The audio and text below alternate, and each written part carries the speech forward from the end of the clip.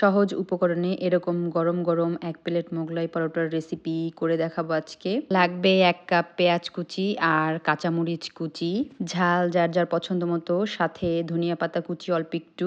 আর এখানে ২ টা ডিম লাগবে, আমি মিক্স করে পাশে রেখে দিয়েছি। আর দিয়েছি ১ চামচ চাট মসলা, স্বাদমতো লবণ, 1/2 টিস্পুন হলুদ গুঁড়া, 1/2 টিস্পুন জিরা গুঁড়া। তারপরে সুন্দর করে পেঁয়াজের সাথে মাখিয়ে এটা পাশে রেখে দিয়েছি। ১ কাপের একটু বেশি অল পারপাস ফ্লাওয়ার, তার মধ্যে অরিগ্যানো, একটু তেল আর স্বাদমতো লবণ দিয়ে মাখিয়ে রেখে দিয়েছিলাম। এখন সেই ডোটাকে রুটি বেলে নিচ্ছি সুন্দর করে পাতলা করে। মোটা রুটি হলে তেমন ভালো লাগে না আমার কাছে। এর জন্য আমি সবসময় একদম পাতলা করে মোগলাইয়ের জন্যে রুটি বেলে নেই। এর উপরে ডিমের কোটিং দিয়ে দিচ্ছি। তো আমি এর মাঝে পেঁয়াজ ছড়িয়ে দিচ্ছি। দিয়ে তার উপরে আরো একটা ডিমের লেয়ার দিতে হবে। উপরে ডিম ছড়িয়ে দিচ্ছি সুন্দর করে।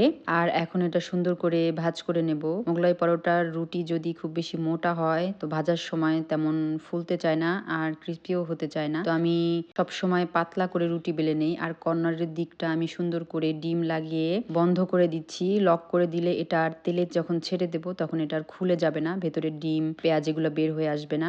আর আমি কিন্তু পুরাটা লক করে দেইনি।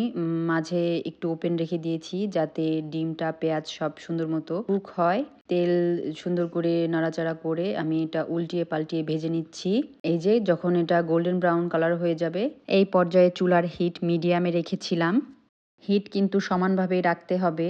লো করা যাবে না, আবার হাইও করা যাবে না। তাহলে পরোটা ভালোমতো ফুলবে না আর পুড়ে যাওয়ার সম্ভাবনা থাকে। এই যে পরোটা কিন্তু রেডি হয়ে গিয়েছে। একদম পারফেক্টলি ভেতরে কুকড হয়েছে। দেখতেই পাচ্ছেন। আমি এখন এটা পরিবেশন করব টমেটো সসের সাথে। একটু বিট লবণ ছড়িয়ে দিচ্ছি। সন্ধ্যার নাস্তার জন্য কিন্তু একদম পারফেক্ট। বাসায় ট্রাই করে দেখবেন।